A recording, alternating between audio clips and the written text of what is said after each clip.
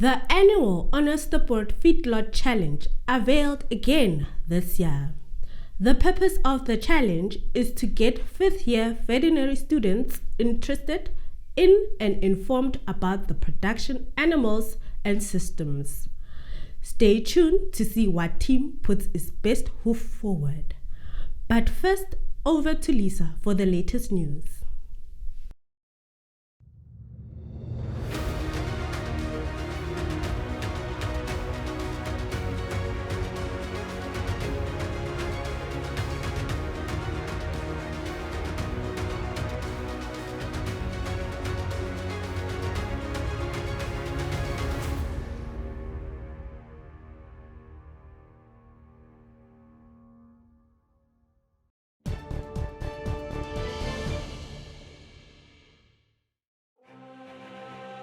Wat die natuur kort, sal voermol voorsien. In today's news, the war in Ukraine has stifled South Africa's citrus exports to Russia and driven input costs higher. This is according to Justin Chadwick of the Citrus Growers Association. Although shipments to Russia have since resumed, exports have slumped as producers who are concerned about payments and shipping delays are exploring other markets. United Kingdom's share of soft citrus has increased from 24% to 61% at the expense of Russia's share, which decreased from 32% to 5%. The Middle East and Southeast Asia are also taking up more of South Africa's mandarins and grapefruit. South Africa's total citrus exports to Russia has dropped by almost 70% on a year-to-year basis. Hortgrow recently approved and funded the building of a new phytosanitary research laboratory. The facility will be based at Stellenbosch University's Welgevallen Experimental Farm. The laboratory will be dedicated to deciduous fruit and will help improve access to new markets and maintain current ones for the industry. It will be managed by entomologist Dr. Renate Smit. According to Hortgrow, the facility will be unique in that it will allow for integrated research on deciduous fruit. This entails running tests on fruit and insects at the same time. En die Nasionale Oeskattingskomitee het sy jongste produksieskatting vir sojabone met 2,38% meer as die vorige skatting beraam. Die geskatte oppervlakte wat met sojaboon beplant is nou 925.300 hektaar en die verwagte opbrengs is 2,09 ton per hektaar.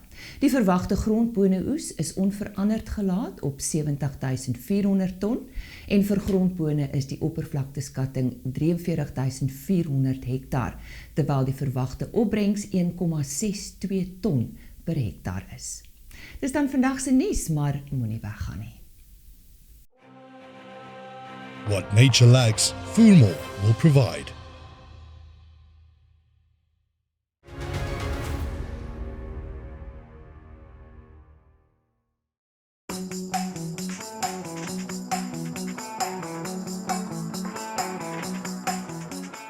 We are at the Onderstepoort Feedlot Challenge, where fifth-year vet students will take on the feedlot by simulating the entire beef production process.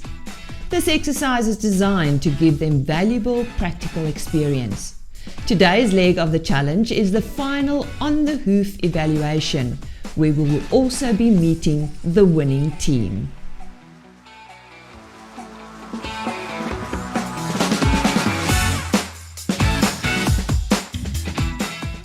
Hi, I'm Dr. Andy Hensen from the Production Animal Studies. I'm the coordinator of the Feedlot Challenge.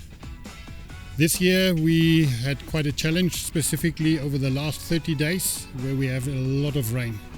So the rain was so much, and with that built up of mud, and that impacted our growth negatively. Before that the cattle grew very well, and we were on the way to do record gains and record growth rates, but the biggest challenge was the mud and the rain. This year, one of the biggest achievements was the class as a whole. Their attitude, I think, was really good. They never moaned, they always got stuck in and did the thing. The cattle grew very well, so they got big, and because they were so big, they were eating a lot, and because they were eating so lot, they had to mix a lot of food. So the poor students had to work till late in the evening to produce this food that they were feeding the cattle. And I think that was a significant good achievement from the student side. Hello, ek is Carla Olivier. I am the coordinator of the Daily Moose. This is our group of bulls that we have here for the Onderstepoort Feedlot Challenge. So one of our greatest challenges during this challenge was the severe weather conditions. It was very wet and muddy, and this decreased the feed intake of the cattle a lot. So we had a bit of an issue to get them to finish off and round off quite nicely. And if I have to sum up this challenge, I would say it was quite shitty but wonderful. My name is Elizabeth Parvis. I am Group Coordinator for Stakealot.com, and next to me we have Rango 308 and Tiny Tim 320. So one word I would use to describe this challenge has been epic. So one thing I would have changed throughout this challenge would have been to do more coordinated bunk management since the beginning of the challenge. So in the beginning we made an error of taking bunk scores in the morning and in the afternoon, and this resulted in skewing of our results in the beginning. So the correct way to have done this would have been to take bunk scores in the morning only and then adapt our feed according to that. Once our feed was properly coordinated, this actually resulted in an increase in our daily feed intake. Good day, I'm Ronaldo Oosthuizen, Group 8 Need for Feed. I would sum up this feedlot challenge as a quality practical exposure because I see in the future a need for, or currently and in the future, a need for quality practical exposure for students, and I think this situation, this feedlot provides that opportunity for students to have some quality practical exposures, quality learning experiences that contributes a lot to our studies. We had some challenges during this time of the feedlot, and one of the biggest challenges was our kraal condition due to the weather conditions, a lot of rain in short periods, and we tried to control this challenge by digging trenches for the bulls to walk in from the feeding trough to the water troughs, and then we tried also to make a square clean pad, dry pad for them where they can rest away, far as possible away from the feeding troughs. So yeah. Hello everybody, my name is Chris Folskink. I am the group coordinator of Group 2. We are called Team No Mistakes, and I can safely say I think between all of us we made the least amount of mistakes. So yeah, we'll give one phrase of this whole experience of feedlot. As you can see, the views of my beautiful 4 little bulls here, or well, I can call them big actually. Pain in the ass, but absolutely amazing. I wouldn't have changed it for anything else, and I loved it every single second. In terms of stuff that I learned, especially with feeding, I think the most important thing that I learned is you need to be consistent. If you are not consistent with your feed, then your cows will become problematic and you will definitely lose out on a few kgs with growth and everything. So yeah, definitely feeding is a vital part of your whole feedlot experience. Thank you everyone, all the sponsors, and I really hope you enjoyed it as much as we did. Thanks everybody. Goeiedag, ek is Hannestein van Zoetis. Ek is die sleutelrekeningbestuurder vir die voerkrale.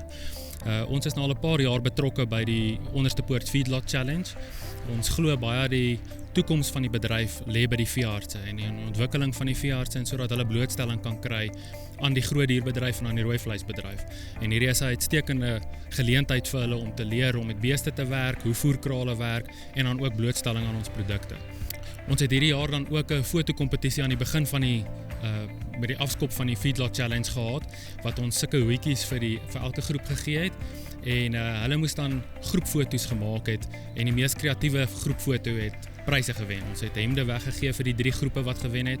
Hulle het baie oulike foto's ingeskryf, en dit was dan primêr vir 'n bewusmaking in die bedryf rondom die Feedlot Challenge, sodat die mense kan weet wat aangaan by Onderstepoort en die uitstekende werk wat hulle hier doen om die studente op te lei rondom hierdie voerkraalprogram.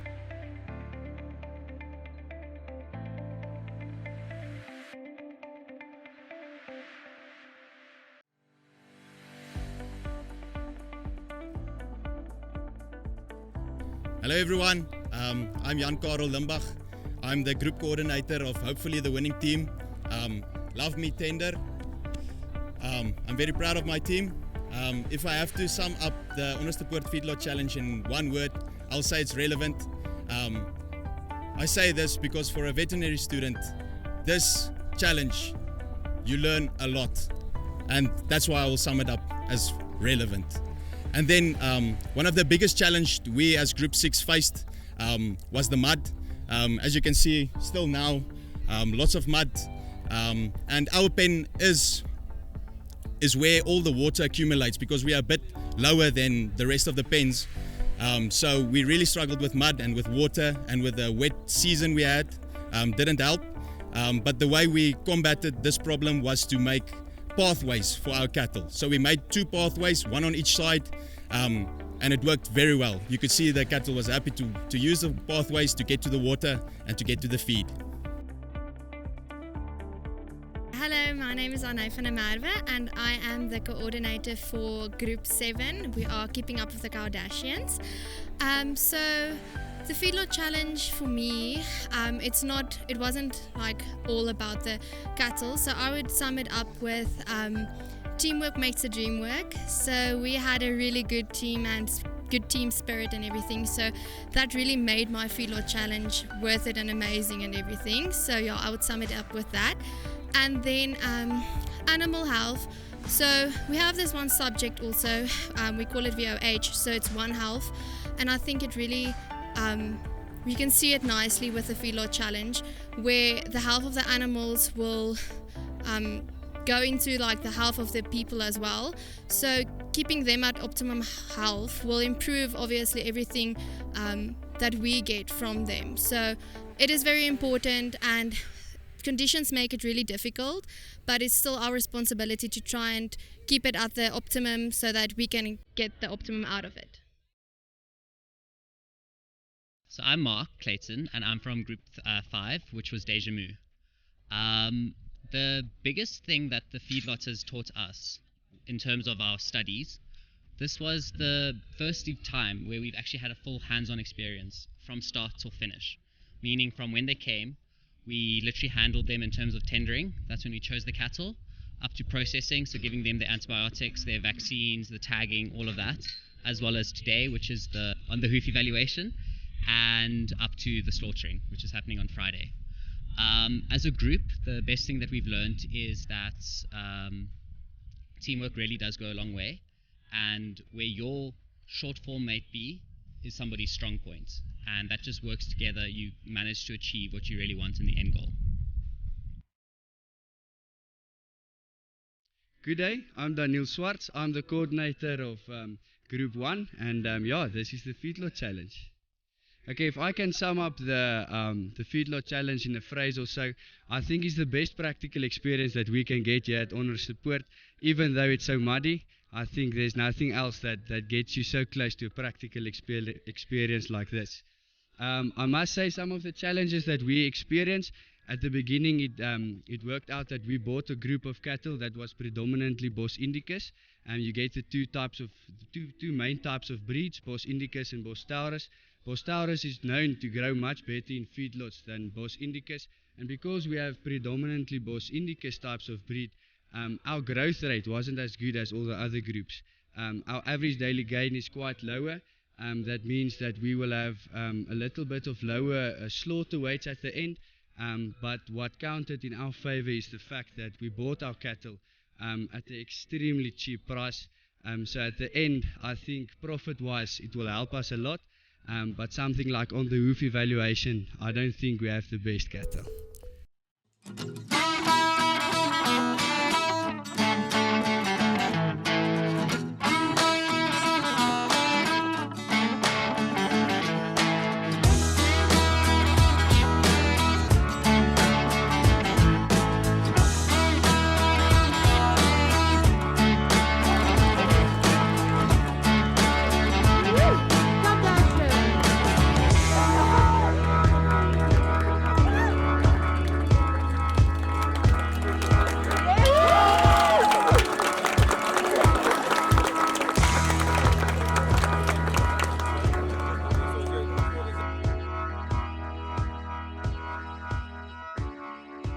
Goeiedag, good day. My name is Johan Oendal. I'm from South African Fat Stock Judging Association.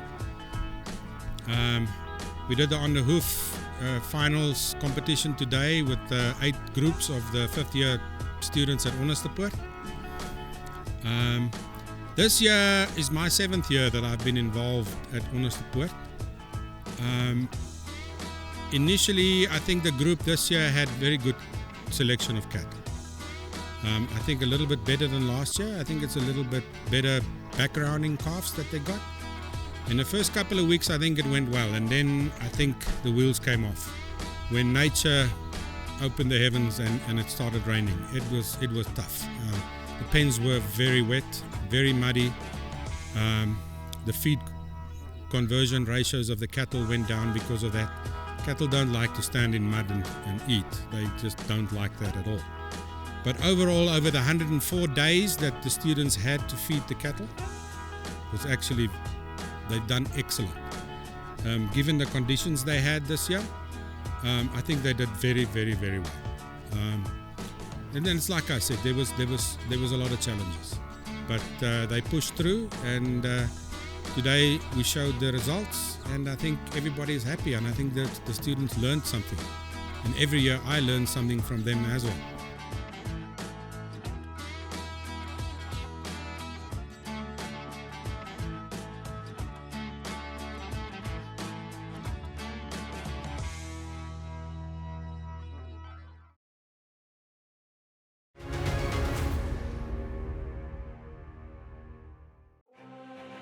ABE Biotech.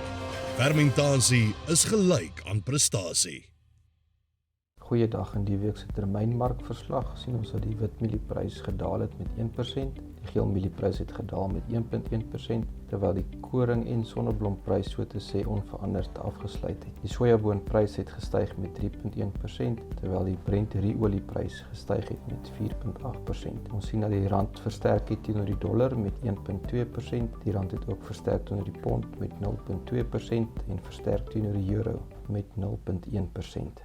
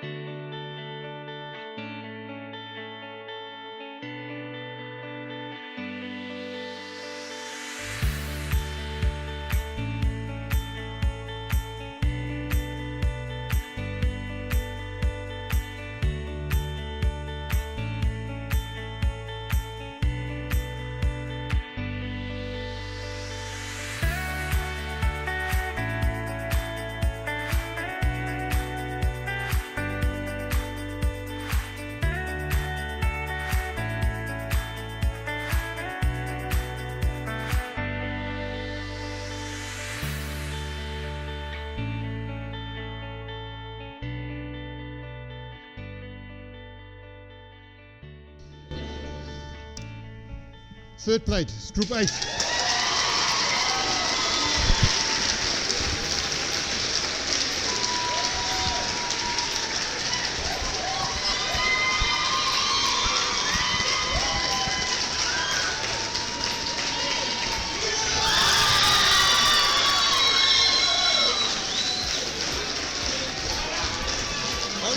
Okay. Hij heeft zelf gegaan. Okay. Group 1.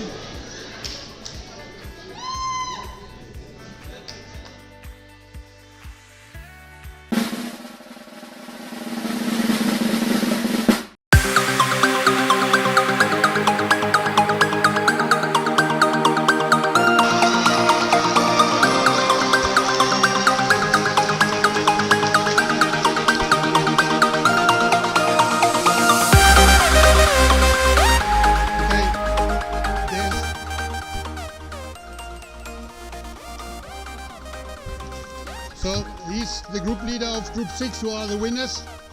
So basically all the winners is, well, the whole group, how we put the marking to it, it's your production. So your production, you will get a certain mark for that.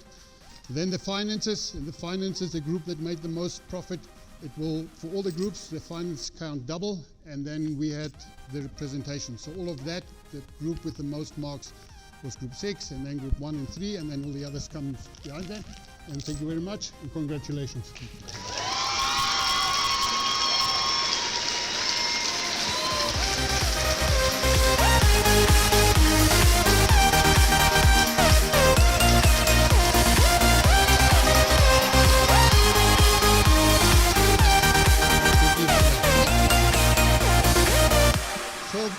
Hello everyone, I'm Jan-Karel Limbach.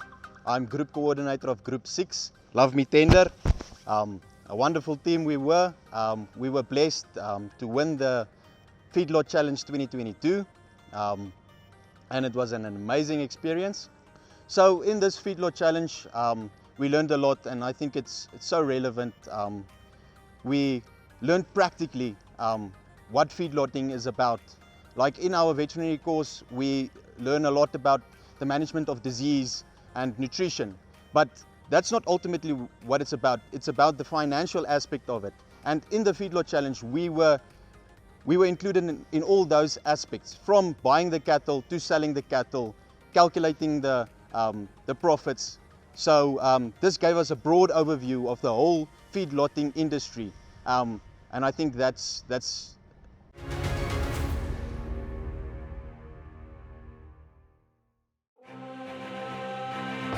BKB, die betroubare tuiste van landbou.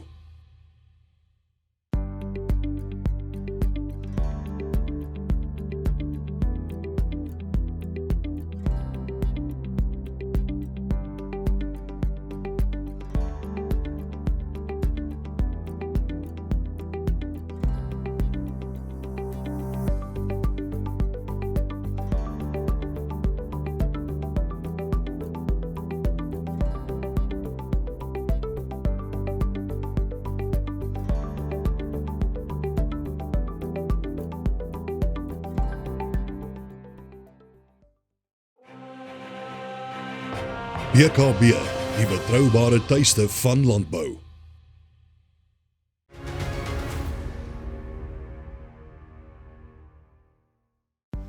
Goeiemôre en welkom terug by Plaas TV se veilingskalender.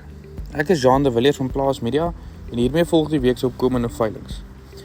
Ons kop vandag se kalender met Poggenpoel Molle Pobons Maras se 17de produksieveiling af. Hierdie veiling word op die 31ste Mei deur Noord-Kaap Lewende Hawe by die Stella veilingskompleks aangebied. Dan nou Lorisa Bramane hulle produksieveiling die 3de Junie op die plaas Nuutverdiend in die Noordwes provinsie. Die aanbod op die veiling sluit 60 stoetbulle, 70 stoetverse en 200 kommersiële vroulike diere in alle produksiestadiums in. Hierdie veiling word aangebied deur André Kokkenseun Vryburg met Teens Visser as afslaer op die dag. Dan op die 8de Junie hou Profeld Maras hulle produksieveiling by die Vryburg skougronde in die Noordwes provinsie. Hierdie veiling word aangebied deur Noord-Kaap Lewende Hawe met Teens Visser as afslaer op die dag. Ons sluit dan die week se kalender met Mollepo Ile-de-France se 16de produksieveiling af. Hierdie veiling sal op die 11de Junie by die Boereplaas Vakansieoord deur Noord-Kaap Lewende Hawe aangebied word. Teens Visser sal ook hierdie veiling in sy hande neem en in beheer wees van die hamer op die dag. Die aanbod op die veiling sluit 45 stoet en kudde ramme, 60 stoet ooe en 150 kommersiële vroulike diere in alle produksiestadiums in. En dit is al van my kant af vir die week se veilingskalender. Tot volgende week. Totsiens.